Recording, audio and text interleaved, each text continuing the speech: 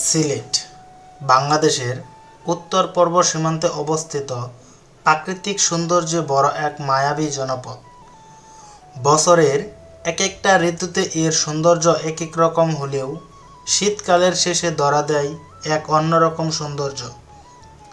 হালকা কুয়াশার চাদরে চারপাশের খাল বিল পাহাড় পর্বত রাস্তাঘাট ভরে ওঠে সতেজ স্নিগ্ধ আবহাওয়ায়, আর চারপাশের গাছগুলো হয়ে ওঠে সবুজ গাঢ়ময়। এদিকে সাদা পাথর যেন তার ঠান্ডা স্নিগ্ধ আবহাওয়ায় নিজেকে রাঙিয়ে তোলে এক নতুন রূপে। প্রকৃতি যে কতটা স্নিগ্ধ তা কেবল সাদা পাথরে গেলেই বোঝা যায় এবং উপভোগ করা যায়। আজকের ভিডিওতে আপনাদেরকে দেখানোর চেষ্টা করব ভারতের মেঘালয় রাজ্যের পাশেই জাফলং জিরো পয়েন্ট এর স্বচ্ছ নীল জলে ঘেরা সৌন্দর্য, এবং দেখানোর চেষ্টা করব মাধবকুণ্ড ঝর্ণা, এবং আপনাদেরকে দেখানোর চেষ্টা করব কিভাবে ঢাকা এবং দেশের যে কোনো প্রান্ত থেকে নিজের পরিবার নিয়ে এবং নিজে কিভাবে সিলেট ভ্রমণে আসতে পারেন। পরিবার নিয়ে কোথায় কোথায় ঘুরতে পারেন, আর কত টাকা খরচ হতে পারে, কোথায় থাকবেন তার বিস্তারিত একটি ভ্রমণ গাইডলাইন। আমন্ত্রণ রইল আমাদের এই ব্লগে পরিবার নিয়ে সিলেটের এই মায়াবী সৌন্দর্য উপভোগ করার জন্য। সিলেটের অপরূপ সৌন্দর্য উপভোগ করার জন্য আমাদের আজকের গন্তব্য হলো সিলেটের মৌলভীবাজারের কুলাউড়া উপজেলাতে, অথবা আপনি সিলেটের যে কোনো বাসে অথবা ট্রেনে করে চলে আসতে পারেন সিলেট শহরে। এবারের যাত্রায় আমরা যাচ্ছি সাভার উপজেলার আশুলিয়া থানার শ্রীপুর থেকে বিমানবন্দর রেলওয়ে স্টেশনে, এবং বিমানবন্দর রেলওয়ে স্টেশনে থেকে আমরা ঠিক 11:15 ট্রেনে করে সরাসরি চলে যাব কুলাউড়া রেলওয়ে স্টেশনে, এবং আমরা সিলেটের জয়ন্তিকা এক্সপ্রেসে নন এসি সিট নিয়ে চলে যাব কুলাউড়াতে। যেহেতু ঈদের সময় ছিল, সেই ক্ষেত্রে আমাদের অগ্রিম টিকিট পাওয়াটা খুবই কষ্টকর হয়ে উঠেছিল, এবং যেহেতু ঈদের পরের দিনই ছিল, সেই ক্ষেত্রে আমরা আমাদের একটা কাছের লোকের সাহায্য নিয়েই সেই টিকিটগুলো বুক করি। এবং যদি আমরা স্টেশনের কথা বলি, সেক্ষেত্রে ঈদের সময় একটু যানজট বিড়ি মানুষের হই হুল্লা বেশি থাকবেই। আর ওই দিন যে পরিমাণ মানুষজন ছিল এবং অনেক যাত্রী তারা সিলেটে ভ্রমণের জন্য যাচ্ছিল বা বিভিন্ন জায়গায় ভ্রমণের জন্য ট্রেনে যাচ্ছিল, এবং এখানে অসংখ্য পরিবার রয়েছে যারা ট্রেন মিস করেছে বা কোনো কারণে ট্রেনে উঠতে পারে নাই, বা এখানে উঠে তারা সিট উপভোগ করতে পারে নাই বা সিটে বসতে পারে নাই। অনেকেই আবার ট্রেনের ওপরে করে যাচ্ছিল, আবার অনেকেই হই হুল্লা ঠেলাঠেলি করে দরজার পাশে দাঁড়িয়েও যাচ্ছিল। তো আপনারা যদি ট্রেনে যান অথবা বাসে যান, ট্রেনে এমনিতেই নর্মালি জনপ্রতি ভাড়া হলো 345 টাকা করে, কিন্তু আমাদের জনপ্রতি ভাড়া পড়ে 550 টাকা করে, যেহেতু ঈদের সময়। সেক্ষেত্রে আপনি যদি ট্রেনে যান, সেক্ষেত্রে এসিতে করেও যেতে পারেন, সেক্ষেত্রে ভাড়া পড়বে জনপ্রতি 800 টাকা করে। আর যদি নন এসি বাসে করে যান, সেই ক্ষেত্রে ভাড়া পড়বে 700 থেকে 900 টাকা পর্যন্ত। আর এসি বাসে করে গেলে ভাড়া পড়বে জনপ্রতি 1300 থেকে 1500 টাকা পর্যন্ত। এটা জেনে রাখা ভালো, ঢাকা থেকে সিলেটের দূরত্ব প্রায় রেলপথে 320 কিলোমিটার, আর সড়ক পথে 240 থেকে 250 কিলোমিটার, আর আকাশপথে মাত্র 190 থেকে 200 কিলোমিটার। যদি ট্রেনে করে যান, সেক্ষেত্রে সময় লাগতে পারে 6 থেকে 8 ঘন্টা, আর বাসে অথবা প্রাইভেট কারে করে গেলে 5 থেকে 7 ঘন্টা সময় লাগতে পারে। তবে এটি ট্রাফিকের উপর নির্ভর করে। আর যদি প্লেনে করে যান, সেক্ষেত্রে মাত্র ৪৫ থেকে ৫০ মিনিট সময় লাগতে পারে।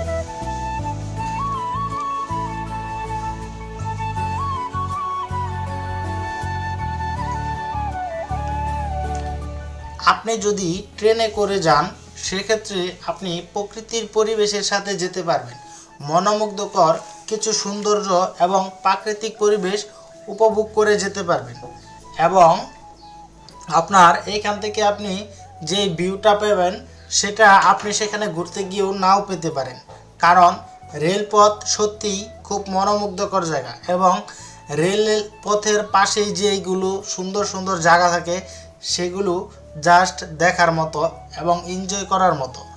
আর সবসময় একটা কথা বলে রাখি, আপনার যদি বমি থাকে, বমি বমি ভাব থাকে, সেক্ষেত্রে আপনি ট্রেনে করে যেতে পারেন। যেমন অনেকেই বাসে উঠতে পারে না, প্রাইভেট কারে উঠতে পারে না, সেই ক্ষেত্রে তাদের জন্য ট্রেনটা সবচেয়ে বেটার। আবার অনেকেই চান একটু আমি চাই রিল্যাক্সে যেতে অ্যান্ড তাড়াতাড়ি অল্প সময়ের ভেতরে যেতে চাই, সেই ক্ষেত্রে আপনি প্লেনে করেও যেতে পারেন। সেই ক্ষেত্রে আপনার ভাড়াটা একটু বেশি লাগতে পারে, কিন্তু ট্রেনে করে গেলে আপনি অনেক সৌন্দর্য উপভোগ করতে পারবেন, শ্রীমঙ্গলের সৌন্দর্য উপভোগ করতে পারবেন এবং চা বাগানের স্নিগ্ধ আবহাওয়ার সাথে মিশে যেতে পারবেন এবং ট্রেনের যেই শব্দ সেটা মনোমুগ্ধকর, মনের ভেতর এক প্রশান্তি সৃষ্টি করে। আর একটা কথাই বলে রাখি, আপনি যদি কখনো ফ্যামিলি নিয়ে ট্যুরে যান সেক্ষেত্রে অগ্রিম টিকিট কেটে ফেলবেন। বাংলাদেশের রেলওয়ের টিকিটের সিস্টেম হলো আপনার ডেট অনুযায়ী তার 10 দিন আগে আপনি টিকিট বুক করতে পারবেন। আপনি সেক্ষেত্রে আপনার টিকিট দিয়ে সিট বুকিং করে ফেলবেন, তাহলে আপনার জন্য বেটার হবে। অনেক সময় দেখা যায় কিছু কিছু সময়ের জন্য তারা টিকিট দিতে লেট করে, যেমন আমাদের 22 তারিখের টিকিট দরকার ছিল, সেক্ষেত্রে আমরা কিন্তু 10 দিন আগের টিকিটগুলো পাইনি। আমরা 22 তারিখের টিকিট পেয়েছি 19 তারিখে। তো 19 তারিখে বুক করা আমাদের জন্য খুব টাফ এবং খুব কঠিন হয়ে গিয়েছিল, যেহেতু হাজার হাজার লোক মোবাইল হাতে নিয়ে বসে থাকে যে কখন টিকিট ছাড়বে আর কখন আমি কাটবো।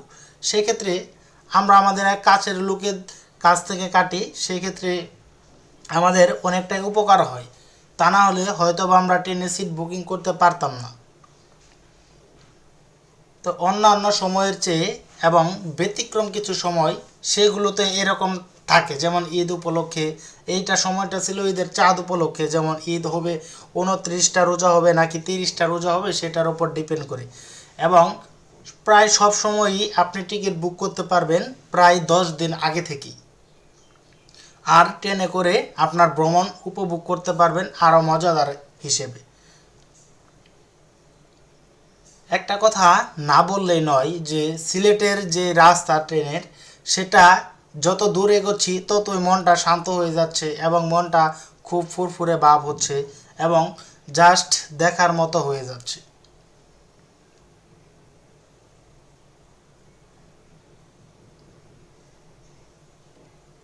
আমরা কিন্তু প্রায় কাছাকাছি চলে এসেছি, কিন্তু আমরা প্রায় 11টা 45-এর দিকে ট্রেনে উঠি, বাট এইখানে আস্তে আস্তে আমাদের প্রায় সন্ধ্যার মতো হয়ে যায় কুলাউড়া রেলওয়ে স্টেশনে আসতে। আমরা কুলাউড়া রেলওয়ে স্টেশনে এসে কিছুক্ষণ সময়, আলহামদুলিল্লাহ, অবশেষে আমাদের গন্তব্যস্থান, আসলে গন্তব্যস্থান বলতে আমাদের যে রেল স্টেশনে নামার কথা সেই রেল স্টেশনে কিন্তু আমরা অলরেডি নেমে গিয়েছি। অ্যান্ড আমরা যেই ওয়েদার এবং যে ভিউটা উপভোগ করে এসেছি জাস্ট অসাধারণ ছিল এবং দেখার মতো একটা ওয়েদার ছিল। শ্রীমঙ্গল যে আসলে বাস্তবিক যে এত সুন্দর সেটা আগে কখনোই জানতাম না, যতটুকু জানতাম তার চাইতেও বেশি সুন্দর এই শ্রীমঙ্গল। আসলে শ্রীমঙ্গলে আর তার সাথে ছিল আমাদের পুরো ফ্যামিলির সাথে ট্যুর মানে অন্যরকম একটা ফিলিংস। সাথে হয়তো বা কোনো বিনোদন থাকে না, বাট তবে এনজয়, যে মজা, ফ্যামিলির সাথে যে আড্ডা দেওয়া, যে কফি খাওয়া, যেভাবে চা খাওয়া, অসম্ভব সুন্দর ছিল। আমার এই ফার্স্ট জার্নি এত পরিমাণ সুন্দর ছিল, আর যে ওয়েদার আর যে ভিউ জাস্ট দেখার মতো ছিল, জাস্ট দেখার মতো। আজকে আপাতত এই পর্যন্তই, আজকে আর নয়, আগামীকাল আবার হবে ইনশাল্লাহ।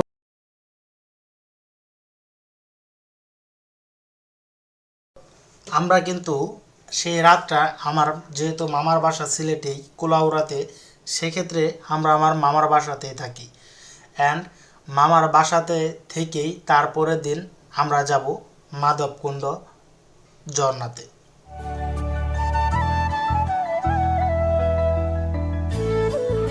আসসালামু আলাইকুম এভরিওয়ান। আজকে আমরা যাব মাধবকুণ্ড ঝর্ণাতে এবং আপনাদেরকে দেখানোর চেষ্টা করব যে আসলে মাধবকুণ্ড লেকটা কতটা সুন্দর অ্যান্ড কীভাবে যাবেন, আবার ফ্যামিলি নিয়ে সেখানে গেলে কি কোনো সমস্যা হয় কিনা, বা ফ্যামিলি নিয়ে সেখানকার এক্সপিরিয়েন্সটা আসলে কি। তো আপনারা আমার সাথেই থাকুন।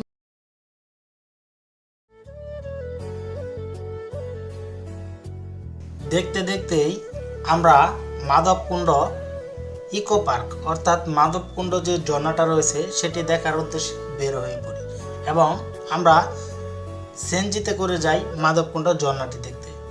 এইগুলা রুটে বেশিরভাগই সেনজিতে করে আপনি আসতে পারেন, সেক্ষেত্রে আপনার ভাড়াটা একটু ব্যতিক্রম পড়তে পারে। এক এক জায়গা এক এক রকমভাবে তারা ভাড়া দাবি করে থাকেন এবং যদি আপনি একটু দামাদামি করেন অর্থাৎ গাটাগাটি করেন সেক্ষেত্রে আপনি মানানসই একটা ভাড়া নিয়ে সেখানে চলে যেতে পারবেন। মাধবকুণ্ডতে আসার সময় আপনার যেই চোখের সামনে যে চা বাগানগুলো পড়বে সেগুলো আসলেই খুবই মনোমুগ্ধকর চা বাগান। মাধবকুণ্ড অবস্থিত কোথায়? মাধবকুণ্ড মৌলভীবাজারের বড়লেখা উপজেলায় অবস্থিত।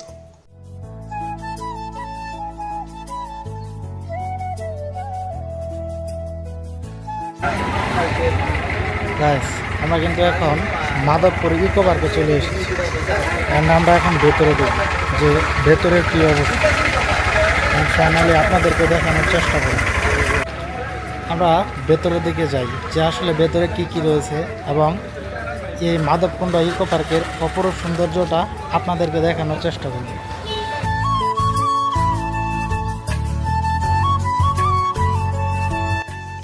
ভেতরে যাওয়ার জন্য আপনারা এরকম একটি গেট পেয়ে যাবেন এবং এখান থেকে তো গাইস, আমরা কিন্তু ভেতরে প্রবেশ করে ফেললাম এবং এখানকার এন্ট্রি ফি হলো জনপ্রতি 20 টাকা করে।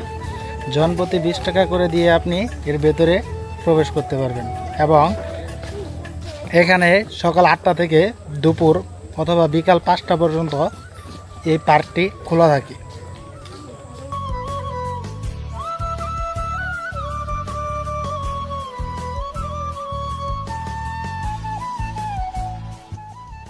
এবং এই পাহাড়ের সৌন্দর্য এবং প্রকৃতিময় আবহাওয়া বা প্রকৃতিময় পরিবেশ ধরে রাখা আমাদের সকলেরই দায়িত্ব। এটি বাংলাদেশের সবচেয়ে উঁচু এবং জনপ্রিয় জলপ্রপাতগুলোর একটি। তো আপনারা এরকম অনেক সিঁড়ি পেয়ে যাবেন এবং এইগুলো সিঁড়ি পেয়ে পেয়ে আপনাদের উপরে উঠতে হবে আস্তে ধীরে এবং এই পাহাড়ে আপনি রিল্যাক্সে উঠতে পারবেন। তো গাইস, অনেকেই মাধবপুর লেকে যায়, আবার অনেকেই মাধবকুণ্ডতে আসে এবং এই দুটোর মধ্যে পার্থক্য কী? মাধবপুরে রয়েছে লেক এবং মাধবকুণ্ডতে রয়েছে বিভিন্ন ধরনের পাহাড়ের টিলা এবং এখানে রয়েছে বিভিন্ন ধরনের ঝর্ণা এবং আমরা আজকে সেগুলোই দেখার চেষ্টা করব।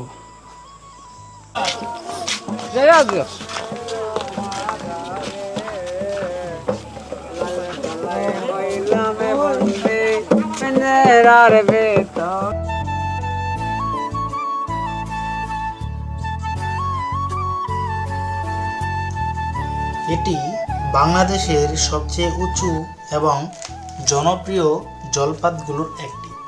এখানে উপরে ওঠার সময় আপনি বিভিন্ন ধরনের ঝালমুড়ির দোকান, বিভিন্ন ধরনের পানের দোকান, বিভিন্ন ধরনের আইসক্রিম শরবতের দোকান ইত্যাদি অসংখ্য এগুলোর অনেক দোকান পেয়ে যাবেন। এখান থেকে আমরা ঝালমুড়ি নেই।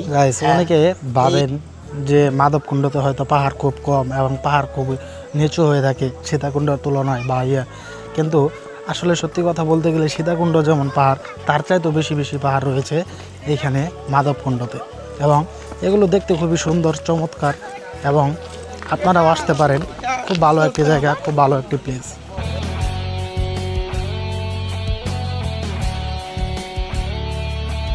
পাহাড়ের উপর জমে থাকা ছোট ছোট খাল ছড়া দিয়ে নেমে আসা পানি এক জায়গায় জড়ো হয়ে বড় ঝর্ণা তৈরি হয় আর এই ঝর্ণাটি পাথারিয়া পাহাড়ে অবস্থিত। এই পাহাড় বাংলাদেশ ভারত সীমান্ত এলাকায় বিস্তৃত আর এই ঝর্ণার উচ্চতা প্রায় 200 মিটার। আজকে আমরা উপভোগ করলাম এবং দেখলাম মাধবকুণ্ড ঝর্ণা এবং অপরূপ সৌন্দর্যে ঘেরা পাহাড়গুলো।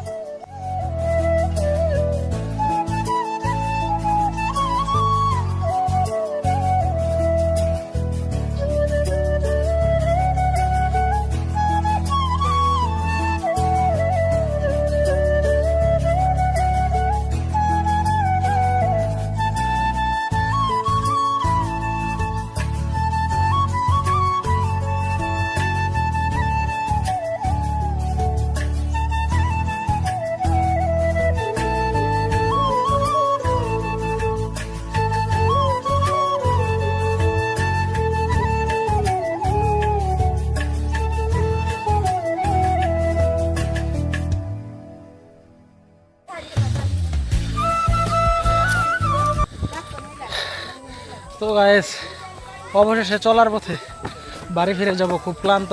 ঝর্নার যে উপরে ওঠাতে শরীর প্রচুর খারাপ হয়ে গিয়েছে, কারণ এখনই আমাদেরকে চলে যেতে হবে। আমরা উলাউড়া এসে একটি হোটেলে আসি, মানে খাওয়া দাওয়ার জন্য। আমরা কিন্তু চাইলেই যেখানে ঘুরতে গিয়েছিলাম সেখানে খেতে পারতাম, বাট সেখানে আমরা খাবো না। কেন খাবো না? কারণ যতটুকু অভিজ্ঞতা হয়েছে ঘোরার মধ্যে, যদি কোনো স্পটের আশেপাশে খাই তাহলে আমাদেরকে ডাবল টাকা পেমেন্ট করতে হয়, আর সেখানের খাবারের গুণগত মানও ঠিক তেমন ভালো আসে না। কিন্তু যদি আপনি সেটি ত্যাগ করে একটু আউটসাইডে গিয়ে খেতে পারেন, তাহলে দেখবেন আপনি কম বাজেটে কম টাকায় খুব ভালো মানের খাবার পেয়ে যাবেন। এবং আমরা মোটামুটি একটা কেবিনের ভেতরে আসি, এসে মানে এখানে একটু খাওয়া দাওয়া করবো আর কি। তো খাবার অর্ডার দিয়ে সে আসতেছে, দেখি এখানকার খাবার এবং এটার গুণগত মান ঠিক কেমন এবং দাম অনুযায়ী এটা আমাদের জন্য পারফেক্ট কিনা।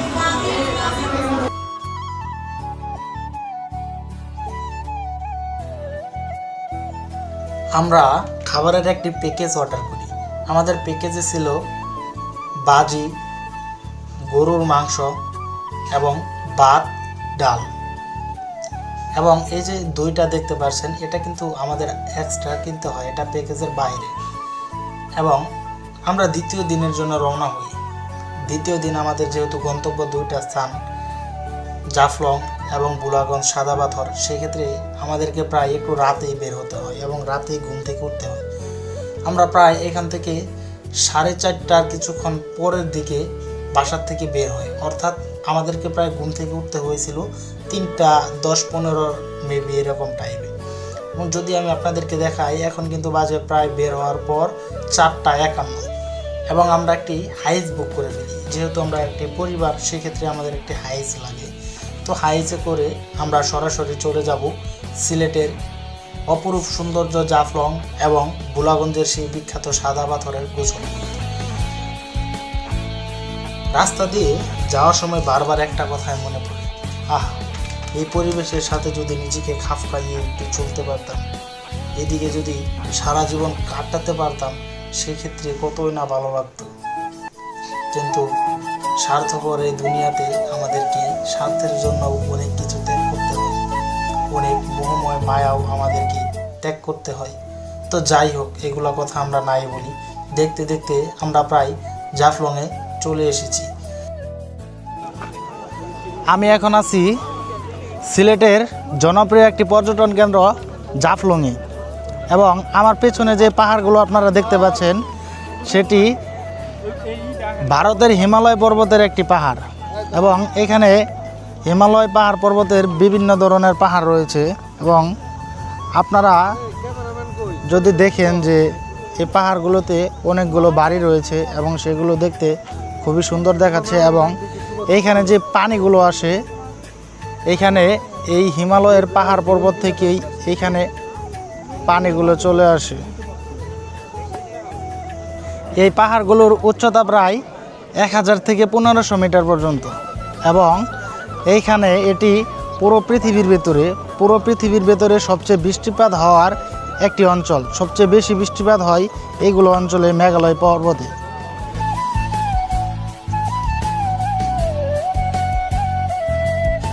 আমরা আবার সকালের নাস্তা করার জন্য এখানে একটি হোটেলে চলে আসি, একটি রেস্টুরেন্টে আসি, এবং সেই রেস্টুরেন্টে সকালের নাস্তা করার চেষ্টা করি। আরেকটা কথা বলে রাখি, আমি সেই পাহাড়টা হিমালয় পর্বত বলেছি, অর্থাৎ সেটি ভুল বলেছিলাম, এবং এই পাহাড়টি হলো মেঘালয় রাজ্যের একটি পাহাড়। তো এইখানে আমরা সকালের নাস্তা অর্থাৎ ভুনা খিচুড়ি অর্ডার করে ফেলি, এবং এই খিচুড়ির সাথে ছিল একটি ছোট্ট একটি মুরগির মাংস আর একটু ঝোল। সেক্ষেত্রে আমার কাছে মনে হয় খাবারের তুলনায় খাবারের দামটা একটু বেশি নেওয়া হয়েছিল, এবং এই খাবারের প্যাকেজটি ছিল 140 টাকার মতো। তো যাই হোক, আমরা দেখতে দেখতে যেই জাফলংয়ের 0 পয়েন্ট আছে সেদিকে যাওয়ার চেষ্টা করছি, এবং এইখানে যাওয়ার পথে আপনি বিভিন্ন ধরনের কারুশিল্পের কাজ অর্থাৎ হাতের যে কাজ সারা সেগুলো পাথরে খোদাই করে লিখে সেগুলো বিক্রি করছে। আরেকটা কথা না বললেই না, আপনি যদি ভুলেও ভাবেন যে আসলে এটি হয়তোবা সেটি পাথর, তারা কিন্তু পাথরে লেখে না, সেগুলো কৃত্রিম উপায়ে তৈরি করা। অর্থাৎ আমরা যেটা করেছিলাম, আমরা একটা কিনি, বাট কেনার পরে বাসায় আস্তে আস্তেই সেটা ভেঙে যায়। অর্থাৎ ভাঙার পরে দেখি যে এটা আসলে পাথর না, এটা বালু দিয়ে কৃত্রিম উপায়ে তৈরি করা একটি পাথরের মতোই। তবে কিনে এটা কখনোই ভুল করবেন না। সিলেট জাফলংয়ের 0 পয়েন্টে আসার জন্য কিন্তু যে এই রুট ব্যবহার করে অসংখ্য মানুষ আছে। যদি একটু পেছনে আমি দেখাই, মানে আমরা যেহেতু সকালবেলায় এসেছি তাই এই রকম অবস্থা, মানে এত পরিমাণ যে মানুষ রয়েছে। আর যদি আমরা আর কিছুক্ষণ পরে আসতাম, অর্থাৎ দুপুরের দিকে বা বিকেলের দিকে যদি আসতাম, সেক্ষেত্রে আরও অনেক বেশি পরিমাণের মানুষজন থাকতো। জায়গাটা জাস্ট দেখার মতো, আসলে মানুষ কেন আসবে না, সত্যি মনোমুগ্ধকর জায়গা, অসম্ভব সুন্দর জায়গা। এবং এখানে বেশিরভাগ মানুষই ফ্যামিলি নিয়ে আসে। টুরিস্ট স্পটে বেশিরভাগই যতটুকু দেখলাম এবং যতটুকু বুঝলাম, বেশিরভাগই এখানে ফ্যামিলি ট্যুরে বেশি মানুষজন আসে।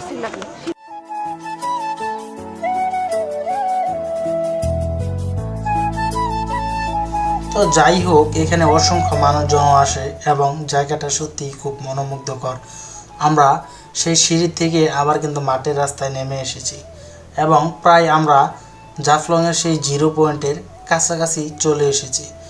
এবং এইখান থেকেই কিন্তু দূর থেকেই আসলে যে কোনো জিনিস বেশি সুন্দর লাগে, কাছে জেলে গেলে যে ফিলটা তার চাইতেও বেশি মজা এবং বেশি ফিল আসে দূরের থেকে একটা জিনিস দেখলে।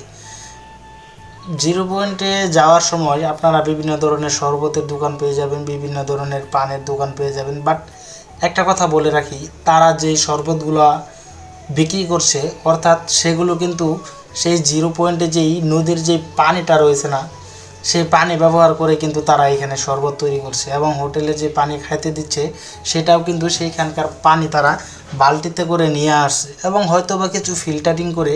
বাট আমি বলি যে আপনারা যদি আসেন সেক্ষেত্রে আপনারা অন্যথায় অন্য কোনো জায়গা থেকেই সেগুলো কিনে নিয়ে আসবেন, এবং এই পাহাড়ে এই পাথরের ওপরে খুব সাবধানে হাঁটবেন, কারণ এই পাথরে আপনার পা যদি ভুলেও পাটা অন্যভাবে পড়ে যায় অথবা পিছলিয়ে যায়, সেই ক্ষেত্রে আপনার পা ভেঙে যাওয়ারও আশঙ্কা রয়েছে। জাফলং 0 পয়েন্টে অনেক মানুষ অনেক রকমভাবে ছবি তুলছে, এবং এখানে অনেকেই ঘুরতে আসেন, পরিবার নিয়ে আসেন, পরিস্বজন নিয়ে আসেন, অনেকে নিজের প্রিয় মানুষকে নিয়ে আসেন, অনেকেই স্বামী স্ত্রী দুজনে আসেন। আসার পরেও আপনি যে কোনো জায়গায় যদি আপনি মানুষের কোলাহল থেকে একটু দূরে নিরিবিলিতে, আমি এখন যে জায়গায় বসে রয়েছি ঠিক এই জায়গাতে ইন্ডিয়ার বর্ডার রয়েছে, দেখবেন। দেখেন আপনাদেরকে যদি আমি একটু দেখাই, এই যে বাংলাদেশের লাস্ট সীমানা, এটা ওই পাশে আমাদের পার্শ্ববর্তী দেশ ইন্ডিয়া। আমরা এখন চলে যাব জাফলং ত্যাগ করব, এবং জাফলং থেকে যাব ভোলাগঞ্জ সাদা পাথর। সেখানে গিয়ে আমরা একটু সুইমিং করব, গোসল টোসল করবো, অ্যান্ড সেখানকার ভিউটা এনজয় করব। আপনারা আমাদের সাথেই থাকতে থাকুন।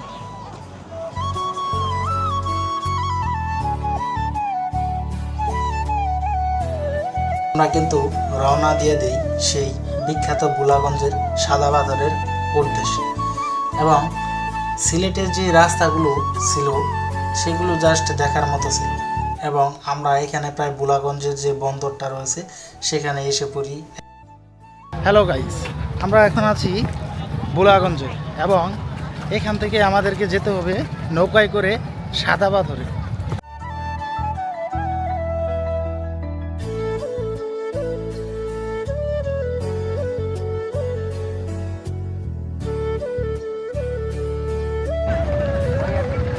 আমরা এখন আছি ভোলাগঞ্জের সেই ঘাটে, এবং এইখান থেকে আমাদেরকে নৌকা বুক করতে হবে, এবং এইখান থেকে নৌকা নিয়ে আমাদেরকে চলে যেতে হবে সাদা পাথরে।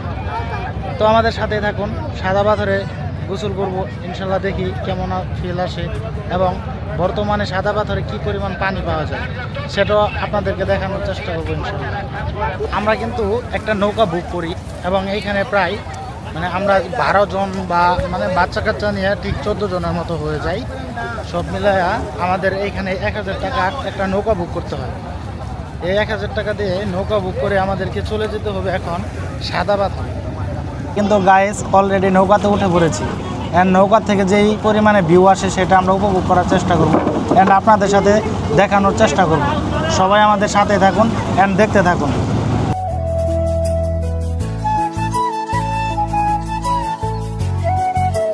আমরা কিন্তু নৌকাত করে চলে যাই ওই পাশে, এবং এইখানে আমার কাছে হিসেবে ভাড়াটা ঠিকঠাকই মনে হয়েছিল, এবং এইখানকার যে পরিবেশের সাথে যে মিশে গিয়েছিলাম, এইখানকার যে ঠান্ডা স্নিগ্ধ আবহাওয়া, সেটি নদীর ওপর যখন নৌকাতে চড়েছিলাম ঠিক তখনই এই মজাটা বেশি পেয়েছিলাম। এবং এই নৌকাটাতে আপনারা সিন্ডিকেট বলতে এখানে কিছু সিন্ডিকেটও হয়ে থাকে, সেক্ষেত্রে আপনি একটু সাবধানতা অবলম্বন করবেন, তাহলেই হয়ে যাবে। এবং আপনারা যেই দূরের পাহাড়গুলো দেখতে পাচ্ছেন, আমরা ঠিক সেই পাহাড়গুলোর কাছাকাছি যাওয়ার চেষ্টা করছি, এবং সেই পাহাড়গুলো কিন্তু আমাদের বাংলাদেশে পড়ে নাই, সেই পাহাড়গুলো কিন্তু ইন্ডিয়ার পাহাড়। ফুরফুরে আবহাওয়া, যে পরিমাণ বাতাস গাছ, অসম্ভব সুন্দর, অসম্ভব ভাল লাগছে, বলে বোঝানোর মতো না, অসম্ভব পরিমাণের ভাল লাগছে। এবং এখানের যতটুকু দেখলাম যে প্রত্যেকটা মানুষ এখানে এসে এনজয় করছে, কারো মুখে যে বিরক্তিকর একটা অনুভূতি সেটা কারো কাছে নাই, কারণ জায়গাটা দেখারই মতো একটা, কেউ বিরক্ত হবেই না।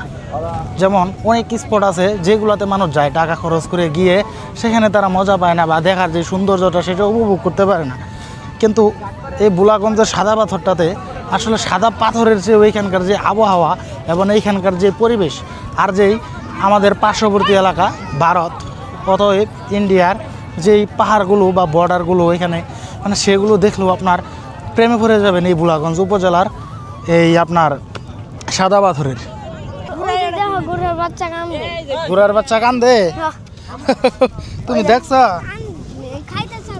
খাইতেছে আর কান্দিতেছে, একটা খাইতেছে আর একটা কান্দিতেছে।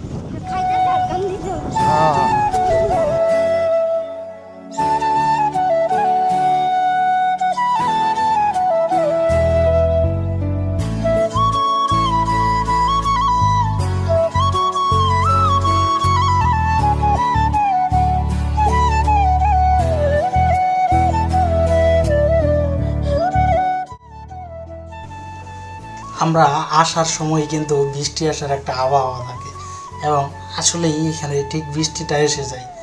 বৃষ্টিতে ভিজেও খুব ভালো লাগছিল, কিন্তু এখানকার পানি খুবই ঠান্ডা, এবং এইখানকার যে বাতাস সেটাও খুব পরিমাণে ঠান্ডা। অর্থাৎ বাচ্চাদেরকে একটু সাবধান, তাদেরকে বেশি এখানে ভিজতে দিন না, সেক্ষেত্রে তাদের ঠান্ডাটা লেগে যাবে অনিবার্য। আমাদেরই প্রায় ঠান্ডা লাগার মতো, তাদেরকে তো আরও বেশি লাগতেই পারে, সেক্ষেত্রে আপনারা একটু সাবধানতা অবলম্বন করবেন।